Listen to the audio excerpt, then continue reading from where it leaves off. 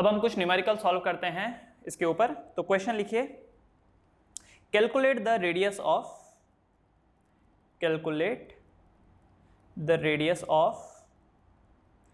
Third orbit of lithium 2 plus ion.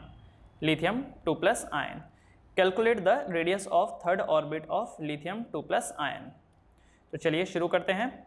सबसे पहले तो रेडियस का फॉर्मूला क्या है? तो रेडियस का फॉर्मूला होता है Rn equal to 0.529 n square by Z angstrom, है ना, यही होता है।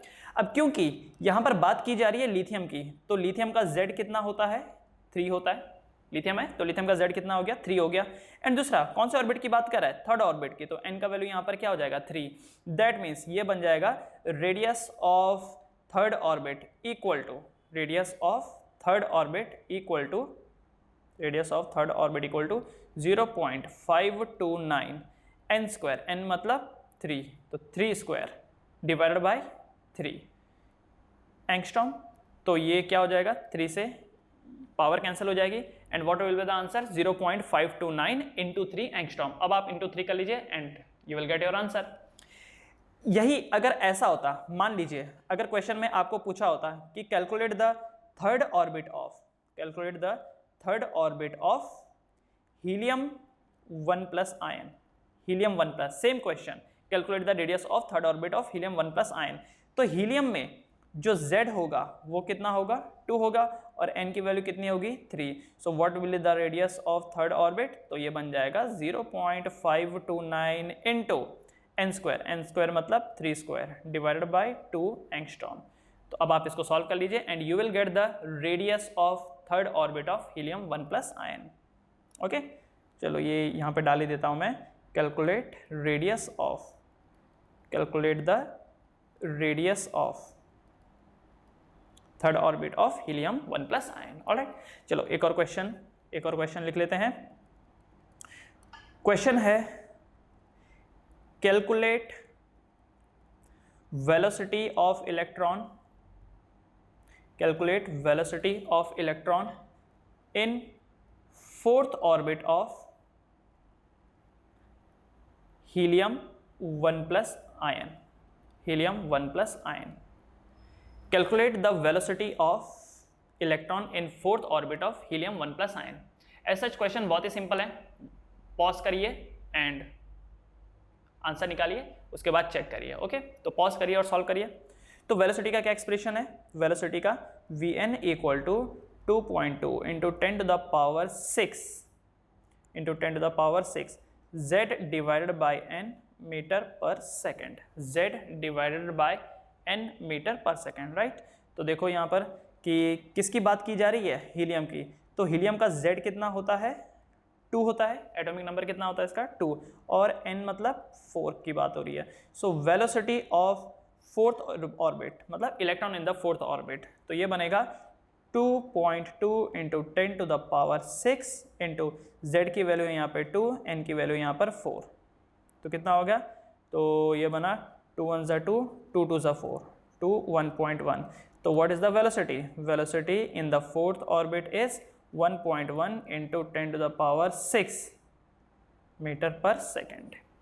1.1 into 10 to the power 6 metre per second. Okay, एक और सवाल,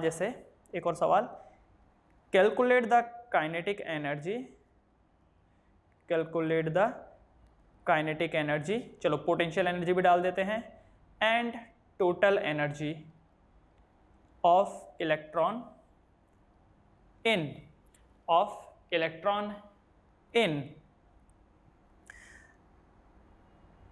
third orbit of lithium 1 plus ion. क्या कैलकुलेट करना है? Kinetic energy, potential energy, total energy of electron in third orbit of lithium 1 plus ion. तो भाई काइनेटिक एनर्जी का formula क्या है? What is the kinetic energy? 13.6 Z square by n square electron volt.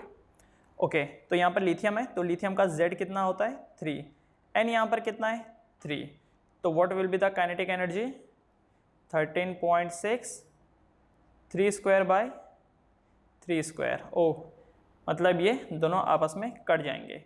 तो kinetic energy जो बन के आएगा that will be 13.6 electron volt, 13.6 electron volt. Alright, एक बात। दूसरा, आपने पढ़ा है ना कि पोटेंशियल एनर्जी काइनेटिक एनर्जी का नेगेटिव टाइम्स डबल होता है, नेगेटिव टाइम्स। तो नेगेटिव टाइम्स मतलब नेगेटिव का नेगेटिव हो जाएगा। 13.6 का डबल कितना होता है? 27.2 electron volt. And total energy क्या होता है? तो काइनेटिक जितना ही होता है, बस नेगेटिव होता है। तो 13.6 इलेक्ट्रॉन वोल्ट। राइट, एक और क्वेश्चन देख लेते हैं। तो क्वेश्चन है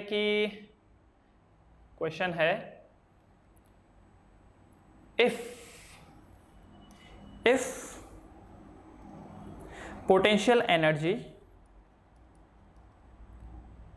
of electron in a certain orbit is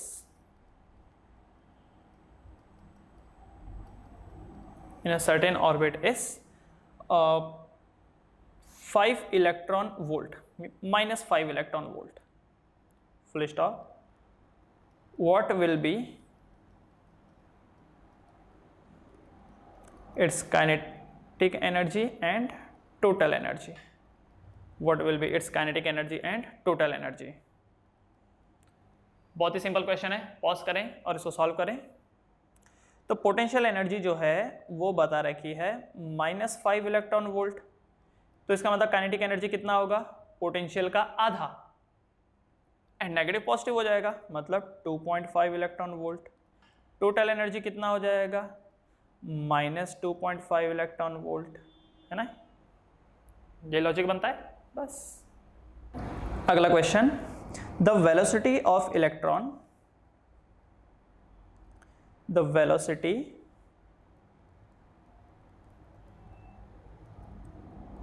of electron in fourth orbit is 6 into 10 to the power 6 meter per second, full stop. Calculate the velocity, calculate the velocity of electron in second orbit. Calculate the velocity of electron in second orbit. Okay, तो velocity का formula क्या हमारे पास? Velocity of electron in nth orbit 2.2 into 10 to the power 6 z divided by n metre per second. Alright, अब यहां पर z क्या है नहीं बताया। देखो जरा, बता रखा है क्या कि ये वाला आइटम है? नहीं, z नहीं पता अपने को। हाँ, n की वैल्यू पता है कि n फोर्थ ऑर्बिट का है, n फोर्थ ऑर्बिट का है। तो z इसलिए नहीं बता रखा है क्योंकि जरूरत नहीं है, क्योंकि उसी एटम का फोर्थ ऑर्बिट पे इलेक्ट्रॉन की वेलोसिटी दे रखी है और सेकंड की पूछी है। ऐसा नहीं है कि ये एटम अलग वो एटम अलग, नहीं, ये एक ही एटम है। एक ही एटम में जो चौथा ऑर्बिट है उसमें इलेक्ट्रॉन की रफ्तार है 6 × 10 to the power 6, एंड उसी एटम के सेकंड ऑर्बिट की आपको पूछ रखी है। तो याद रखिए, ऐसे क्वेश्चन में ये जो कांस्टेंट होता है ना, इनका कोई खास रोल नहीं होता। कैसे? देखो 2.2 × 10 to the power 6 ये तो वैसे ही कांस्टेंट है, और ये z भी कांस्टेंट है। क्यों ये z कांस्टेंट हुआ? क्योंकि उसी एटम की तो बात की है, उसी एटम की फोर्थ ऑर्बिट है और उसी एटम का सेकंड ऑर्बिट है, इसलिए यहाँ पर z कांस्टेंट हो गया। राइट, तो ऐसे क्वेश्चनों में क्या करना है, ये लॉजिक अपनाइए कि जो Vn होता है ना, ये inversely proportional to the n होगा। तो ये लॉजिक आपको अपनाना है, क्या कि Vn is inversely proportional to the n। तो इसलिए आप इसको कैसे लिखेंगे? देखिए, V4 divided by V2, V4 का दिया गया है, V2 का पूछा है, इक्वल टू, अब राइट हैंड साइड में देखिए, राइट हैंड साइड में अब V4 का इनवर्सली प्रोपोर्शनल क्या है? फोर्थ ऑर्बिट होगा, मतलब यहां पर आएगा 4, क्योंकि इनवर्स है ना, देख रहे हैं क्या, ये इनवर्स है ना, यहां पर क्या आएगा? 4 आएगा। देखो Vn is inversely proportional to n ना, तो अगर V4 ऊपर है, देखो अगर V4 ऊपर है तो ये 4 नीचे आएगा राइट साइड में, और इसको देखिए V2 अगर नीचे है तो 2 आएगा ऊपर, तो ये जो 2 है ये ऊपर आएगा, ये देखिए ये 2 ऊपर आएगा। समझ रहे हैं ना क्यों? क्योंकि Vn एंड n आपस में इनवर्सली प्रोपोर्शनल है ना, कि velocity of nth orbit is inversely proportional to the orbit. तो v4 equal to 1/4 and v2 equal to 1/2, तो ये इसीलिए इस तरीके से रेसिप्रोकेट हो गया। आपको अगर कंफ्यूजन हो रहा है तो आपको मैं ऐसा भी दिखा सकता हूं, देखो आप ऐसा कर लो, v4 is inversely proportional to the 4, number 1 equation. Number 2 क्या हो जाएगा, v2 is inversely proportional to the 2। अब ठीक है, ऐसा लिख लीजिए, इन दोनों को ऐसा ऐसा लिख लीजिए। उसके बाद 1 डिवाइडेड बाय 2 कर दीजिए, तो क्या होगा ये v4 divided by v2 equal to, यहाँ पे प्रोपोर्शनल ऊपर भी है और नीचे भी है, यहाँ पर आ जाएगा 1/4 और यहाँ पर आ जाएगा 1/2, तो 2 ऊपर चला जाएगा। तो अल्टीमेटली देखो प्रोपोर्शनल से प्रोपोर्शनल कैंसिल हो जाएगा और बचेगा क्या, v4/v2 इक्वल टू 2/4। तो अगेन वही बात आ गई, तो आप डायरेक्टली ऐसा कर सकते हो। तो कटिंग शटिंग 2 1 2 2 2 4 है ना। इसका मतलब कि ये जो v2 है वो 2 टाइम्स ऑफ v4 हो जाएगा। तो v2 equal to 2 times of v4, मतलब v4 की वैल्यू कितनी है, v4 की वैल्यू कितनी है 6 × 10⁻6। ये देखिए जो 6 × 10⁻6 है ये किसकी वैल्यू है, ये v4 की तो है कि 6 × 10⁻6 मीटर पर सेकेंड। तो v2 equal to 12 × 10⁻6 metre per second. ठीक है ना।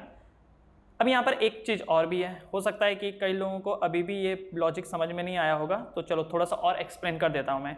मान लीजिए अगर आपने यहाँ पर ऐसा किया होता कि नहीं सर अपने को ना पूरा एक्सप्लेन करना है, देखो ये Vn है, इसको v4 कर दो, तो v4 क्या हो जाएगा 2.2 × 10⁻6 इंटू z का पता नहीं तो z तो z ही रहेगा दोनों केस में, डिवाइडेड बाय ये बन जाएगा 4, इक्वेशन नंबर 1। v2 क्या बन जाएगा 2.2 × 10⁻6 z डिवाइडेड बाय 2, ये 2 बन जाएगा।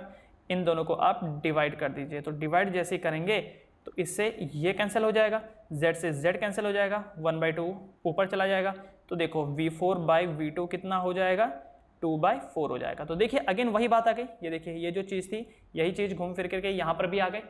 तो ये जो बेमतलब का आप 2.2 × 10⁻6 लिख रहे हो, क्यों लिखना है ये तो वैसे भी कैंसिल हो जाना है, कांस्टेंट है कैंसिल हो जाना है। दूसरा ये जो z है z भी क्यों लिख रहे हैं, कैंसिल हो जाना है। इसीलिए ये जो देख रहे हो यहाँ पर ये वाला पार्ट, यहाँ पर मैंने इसीलिए क्या किया कि directly inversely proportional to 1/n लिख रखा है, बस दैट्स ऑल। ठीक है ना। एक और क्वेश्चन, तो लीजिए अगला question, calculate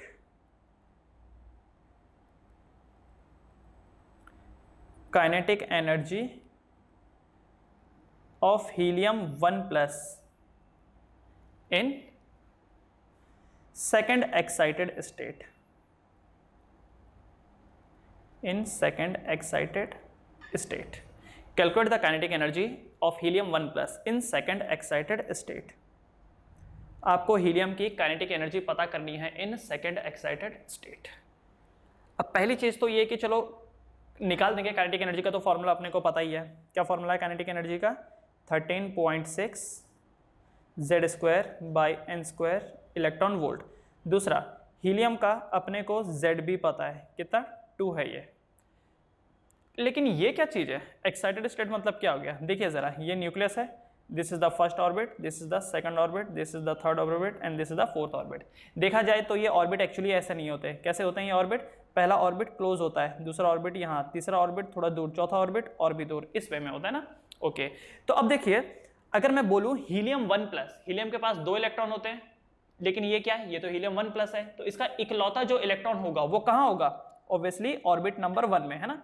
this is my orbit number 1, this is orbit number 2, orbit number 3 and this one is orbit number 4। ठीक है, तो नॉर्मली या फिर ग्राउंड स्टेट में हीलियम का जो इकलौता इलेक्ट्रॉन है वो फर्स्ट ऑर्बिट में होगा, लेकिन इन्होंने बोल रखा है कि सेकंड एक्साइटेड स्टेट। तो देखिए पहली बार जब ये इलेक्ट्रॉन जंप करके बाहर जाएगा तो कौन से ऑर्बिट में जाएगा, वो सेकंड ऑर्बिट में, और इसी को हम बोलते हैं first excited state. This is known as first excited state. Excite हो गया, उछल करके बाहर चला गया, तो नॉर्मली ग्राउंड स्टेट में वो ऑर्बिट नंबर 1 में होता है, तो पहली बार जब एक्साइट करेगा तो कौन से ऑर्बिट में गया, सेकंड वाले में। दूसरी बार जब एक्साइट करेगा तो कहां जाएगा, ये देखिए दूसरी बार वो एक्साइट कर गया तो कहां जाएगा, तीसरे वाले में जाएगा। तो याद रखिएगा सेकेंड एक्साइटेड स्टेट में वो कहां चला गया, थर्ड ऑर्बिट में। मतलब कि ये जो बोल रखा है ना सेकेंड एक्साइटेड स्टेट, इसका मतलब अभी वो इलेक्ट्रॉन कौन से ऑर्बिट में है, थर्ड ऑर्बिट में। कौन से ऑर्बिट में, थर्ड ऑर्बिट में। मान लो अगर बोला होता third excited state, third excited state, तो कहां जाना था उसने, फोर्थ ऑर्बिट में। तो याद रखिए जितना एक्साइटेड स्टेट बोला जाता है उसका एक ज्यादा ऑर्बिट में इलेक्ट्रॉन मौजूद रहता है।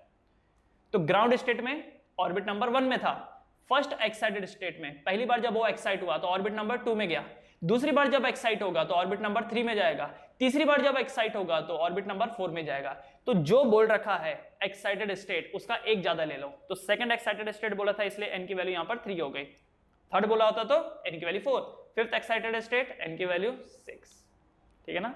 100th एक्साइटेड स्टेट मतलब कौन से ऑर्बिट में, 101 में। तो यहां से हम लोग निकाल सकते हैं काइनेटिक एनर्जी की वैल्यू। तो kinetic energy will be equal to 13.6 z square 2 square by 3 square electron volt. तो यहां से आप कैलकुलेट कर लीजिए। अच्छा एक सवाल है कि किसी भी एटम में कितने ऑर्बिट होते हैं, किसी भी एटम में कितने ऑर्बिट होते हैं। तो याद रखिएगा there are infinite orbit in an atom, किसी भी एटम में इनफाइनाइट ऑर्बिट होते हैं। फिर सर हम ऐसा क्यों बोलते हैं कि हाइड्रोजन के पास एक ही ऑर्बिट है, हीलियम के पास 2 ऑर्बिट है, लिथियम के पास 3 ऑर्बिट है।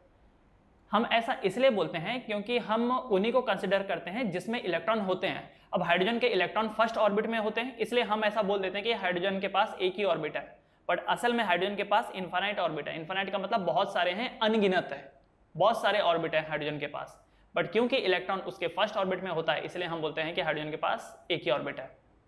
लिथियम के पास हम बोलते हैं कि 2 ऑर्बिट है, क्योंकि उन 2 ऑर्बिट में इलेक्ट्रॉन होते हैं इसलिए हम बोलते हैं लिथियम के पास 2 ऑर्बिट हैं, बट एक्चुअली लिथियम के पास कितने ऑर्बिट हैं, देयर आर इनफाइनाइट ऑर्बिट।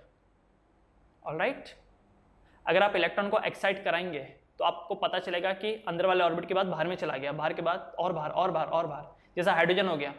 अगर हाइड्रोजन के पास एक ही ऑर्बिट होता तो जब इलेक्ट्रॉन पहली बार एक्साइट होता तो सीधा उसने बाहर चले जाना था, लेकिन नहीं, जब हाइड्रोजन को पहली बार आप एक्साइट कराते हो हाइड्रोजन के इलेक्ट्रॉन को तो इलेक्ट्रॉन सेकंड ऑर्बिट में आ जाता है। अब आप एक चीज सोचो, अगर सेकंड ऑर्बिट होता ही नहीं हाइड्रोजन के पास तो इलेक्ट्रॉन कहाँ जाना था, सीधा बाहर ही चला जाता। पर ऐसा होता है, नहीं होता है। तो याद रखिए there are infinite orbit in an atom, पर हम बात उसी की करते हैं जिसमें इलेक्ट्रॉन होता है। जैसे देखो किसी भी इंसान के पास कितने घर हो सकते हैं। जैसे मैं आपसे एक सवाल पूछूं कि एक आदमी है, बहुत रिच है, बहुत पैसा है, कितने घर उसके पास हो सकते हैं, तो क्या जवाब होगा उसका, भाई कितने भी हो सकते हैं। हाँ ये अलग बात है कि रहेगा वो 1-2 में, 1-2 में मतलब क्या, जैसे मैं हो गया, मैं कितने घर खरीद सकता हूँ, अगर मेरे पास भर भर के पैसा है तो मैं कितना खरीद सकता हूँ, बहुत सारे खरीद सकता हूँ। लेकिन रहूँगा किस में, मैं एक ही में रहूँगा ना, तो लोग ढूंढने आएंगे तो मुझे उस पर्टिकुलर घर में ढूंढने आएंगे, बाकी तो घर ऐसे खाली पड़े हुए हैं। तो उसी तरीके से जो ऑर्बिट होते हैं ये घर होते हैं, लेकिन जो इलेक्ट्रॉन है वो जिस घर तक सीमित होते हैं हम बोलते हैं कि उतने ही उसमें ऑर्बिट हैं। क्लियर है ये चीज? ओके, तो बढ़ते हैं अगले क्वेश्चन की तरफ। सवाल है यहाँ पर कि electron of helium, electron of helium jump from, electron of helium jump from second to first orbit, full stop, calculate wavelength released, calculate wavelength released। Electron जो था वो सेकंड ऑर्बिट से फर्स्ट ऑर्बिट में गया, इसका मतलब इलेक्ट्रॉन बाहर से अंदर आया। अगर इलेक्ट्रॉन बाहर से अंदर आएगा तो एनर्जी अंदर से बाहर जाएगी, ठीक है। ओके, तो कितनी एनर्जी रिलीज करेगा, तो एक तरीका तो हमारे पास ये है कि हम लोग बोर का वो ये लगाएं एनर्जी का फॉर्मूला। क्या है बोर के लिए एनर्जी का फॉर्मूला, टोटल एनर्जी का फॉर्मूला कि -13.6, अच्छा नॉट बोर का एनर्जी वाला फॉर्मूला, वो चेंज इन एनर्जी वाला फॉर्मूला 13.6 z स्क्वायर। ये लीजिए मैं इसको इसमें लिख देता हूँ फॉर्मूला। चेंज इन एनर्जी का फॉर्मूला क्या था, -13.6 z स्क्वायर ब्रैकेट में 1/n initial square -1/n final square. तो अब मैं यहाँ पर जब ये यूज़ करता हूँ delta E equal to -13.6, z की वैल्यू यहाँ पर क्या आ जाएगी 2, क्योंकि हीलियम है ना, हीलियम है, अच्छा बाय द वे ये हीलियम 1+ रहेगा, ठीक है, this is the helium ion. तो 13.6 जेड की वैल्यू 2 आ जाएगी, 2 का स्क्वायर। इनिशियली किस ऑर्बिट में था, सेकंड ऑर्बिट, तो 1/2 स्क्वायर माइनस 1/1 स्क्वायर। हाँ सॉरी, एक गलती मैंने कर दी कि ये माइनस नहीं आएगा यहाँ, this is not the minus, ये माइनस नहीं है, ये प्लस है, ओके, इसको ठीक कर लीजिए। तो जब आप इसे सॉल्व करेंगे तो दिस विल बिकम 13.6 इंटू 2 का स्क्वायर होता है 4 इंटू 1 माइनस 4 3 डिवाइडेड बाय 2 का स्क्वायर होता है 4, 4 से 4 कैंसिल, तो 13.6 इंटू 3, तो 13 3 ज़ा 39 और 1.8, तो 40.8 कितना एनर्जी आएगा, 40.8 इलेक्ट्रॉन वोल्ट, ओके। तो यहाँ पर जो चेंज इन एनर्जी आया 40.8 electron volt, right, 40.8 electron volt.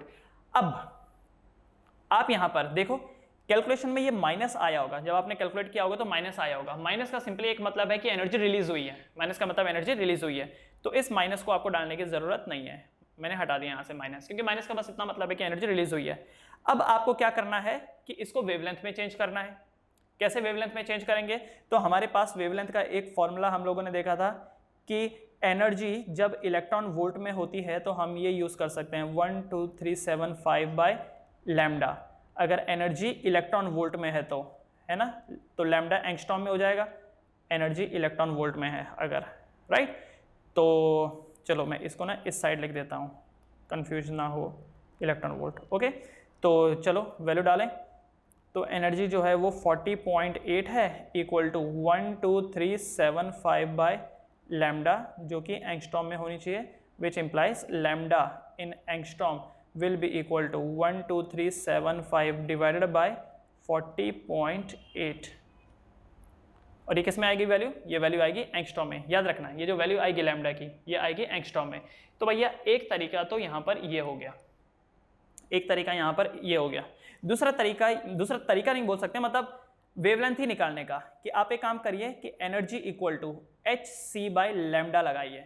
लेकिन ये लगाने का जो, ये जब आप लगाएंगे तो एनर्जी को आपको इलेक्ट्रॉन वोल्ट में ना रख करके जूल्स में रखना होगा। तो ये जो, क्या आप इस 40.8 को जूल्स में चेंज कर सकते हैं, यस, 1.6 इंटू 10⁻⁻19, अब ये जूल्स में कन्वर्ट हो गया, अब ये जूल्स में कन्वर्ट हो गया, क्योंकि पहले ये जो 40.8 लिखा था ये किस में था, इलेक्ट्रॉन वोल्ट में था ना, 40.8 इलेक्ट्रॉन वोल्ट में था, अब ये जूल्स में कन्वर्ट हो गया, क्योंकि E इक्वल टू hc/λ अगर लगाना है तो energy must be in joules.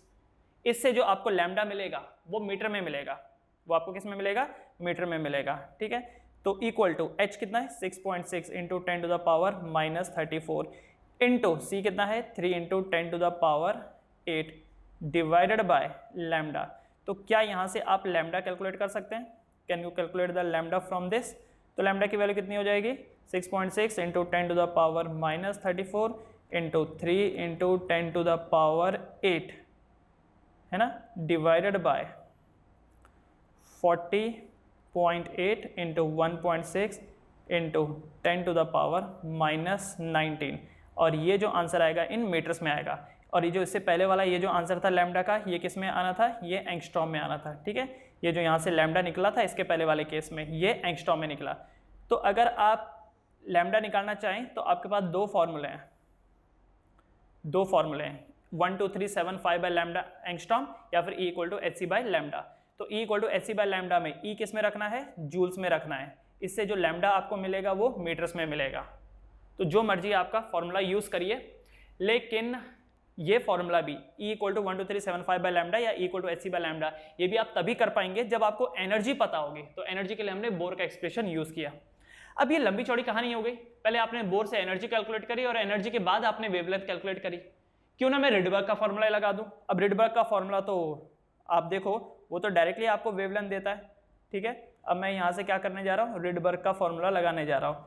तो रिडबर्ग का जो था फॉर्मूला वो था 1/λ is equal to RZ² 1/n initial square minus 1/n final square. तो देखिए ये लगा लेते हैं, तो ये बन जाएगा 1/λ इक्वल टू R को R ही रखिए, क्योंकि ये हीलियम है तो Z की वैल्यू 2 हो जाएगी, 2 स्क्वायर। तो 1/2 square minus 1/1 square, which implies 1/λ equal to r into 2 का स्क्वायर होता है 4, और ये सॉल्व करने पर ये कितना आएगा 3/4। माइनस भी आएगा यहाँ पर, लेकिन माइनस मैं इसलिए नहीं लिख रहा हूँ क्योंकि उसका मतलब होता है रिलीज। अब मैंने आपको क्या बोला था कि कभी भी r की वैल्यू मत डालो। किसकी वैल्यू डालो? 1/r की डालो, क्योंकि r की जो वैल्यू है वो थोड़ी लेंदी वैल्यू है ना। 1/r की वैल्यू कितनी है? 912 एंगस्ट्रॉम। r की वैल्यू देखें तो ये कितना आती है 1.08 इंटू 10⁻7 पर मीटर, इंटू 10⁻7 पर मीटर, है ना। ओ 1.008 या 09 है, वट एवर जो भी है। यूज़ कभी भी इसको नहीं करना है, कभी भी इसको यूज़ नहीं करना है, ठीक है। इसको यूज़ आपको नहीं करना है। यूज़ क्या करना है? यूज़ हमको ये वाला करना है, ठीक है। ओके, तो चलो देखते हैं फिर, लेट्स सी। तो ये बन जाएगा 1/λ, रेसिप्रोकल कर दो, रेसिप्रोकल कर दो। अच्छा रेसिप्रोकल देखो, ये 4 से तो 4 वैसे कैंसिल हो गया। रेसिप्रोकल जब आप करोगे तो ये लैम्डा इक्वल टू ये 1/r हो जाएगा इंटू ये 1/3 हो जाएगा, है कि नहीं। सब उल्टा हो गया ना, लेफ्ट साइड 1/λ का λ/1 हो गया, तो r का 1/r हो जाएगा एंड 3/1 का 1/3 हो जाएगा। तो ये जो यहाँ पर 1/r दिख रहा है, इसकी जगह हम लोग डाल देंगे lambda equal to 912 angstrom divided by 3। इसका मतलब lambda is equals to 304 angstrom. देखो कितना सस्ते में निपट गया, 304 एंगस्ट्रॉम इजीली आ गया ना, राइट। तो ध्यान रखिए, वेवलेंथ पूछी है तो रिडबर्ग का अप्लाई करो डायरेक्टली, ज्यादा पंगा नहीं आएगा। एनर्जी पूछी है तो बोर का यूज करो, ज्यादा पंगा नहीं आएगा। क्योंकि अगर वेवलेंथ पूछी हो, निकालोगे पहले एनर्जी बोर से, फिर कन्वर्ट करोगे तो बेकार में आप अपना समय की बर्बादी कर रहे होंगे। ऊपर से जब आप रिडबर्ग वाला एक्सप्रेशन यूज करोगे तो कभी भी r पुट मत करना, 1/r पुट करना। एक और क्वेश्चन जैसा है देख लेते हैं, सेम टाइप का। इसको कॉपी कर लीजिएगा, पॉज करके इसको कॉपी कर लीजिएगा, और मेरे क्वेश्चन करने से पहले आपको खुद ट्राई करना है। तो चलो अगला क्वेश्चन देख लेते हैं हम। क्वेश्चन है कि question is electron of lithium 2+ jump from second excited state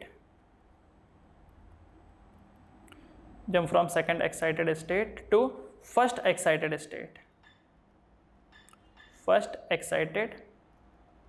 state, full stop. Calculate the wavelength and wave number. Calculate wavelength and wave number. Calculate wavelength and wave number. तो चलो देखें इसको। ओके, अब यहाँ पर वही बात है कि भाई आपको बोल रखा है कि electron in lithium 2+ jump from second excited state to first excited state. तो मतलब कि सेकंड एक्साइटेड स्टेट, सेकंड का मतलब इनिशियली किस में रहा होगा? थर्ड में रहा होगा। फाइनली वो कहाँ पर आया? फर्स्ट एक्साइटेड स्टेट में, का मतलब सेकंड ऑर्बिट में आया होगा। अभी जस्ट एक्सप्लेन किया था। क्योंकि लिथियम है वो, तो z का वैल्यू यहाँ पर कितना होगा? 3। कैलकुलेट द वेवलेंथ, आपको वेवलेंथ पूछा है, तो चलो डायरेक्टली वेवलेंथ का फॉर्मूला अप्लाई करते हैं, है ना। क्या फॉर्मूला था? 1/λ equal to r z², 1/n initial square minus 1/n final square. तो देखो ये क्या बना, ये बन जाएगा 1/λ इक्वल टू r, z की जगह पर क्या आ जाएगा? 3 स्क्वायर, 1/इनिशियल स्क्वायर, इनिशियल किस में था? थर्ड में था, 1/3 स्क्वायर माइनस 1/2 स्क्वायर।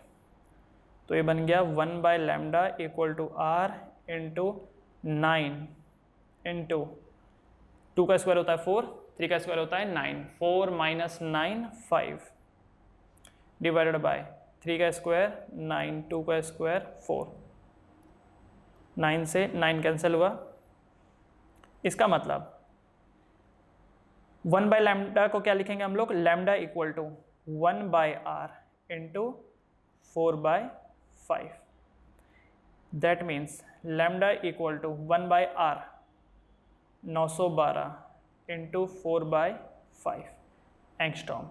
तो कैलकुलेट कर लीजिए, आपको यहाँ से वेवलेंथ मिल जाएगा, you will get the wavelength from air. ठीक है, दूसरा चीज पूछा गया था वेव नंबर क्या होगा, what is the wave number. तो आपको ये मैं बता दूं कि ये जो 1/λ होता है ना, यही वेव नंबर होता है।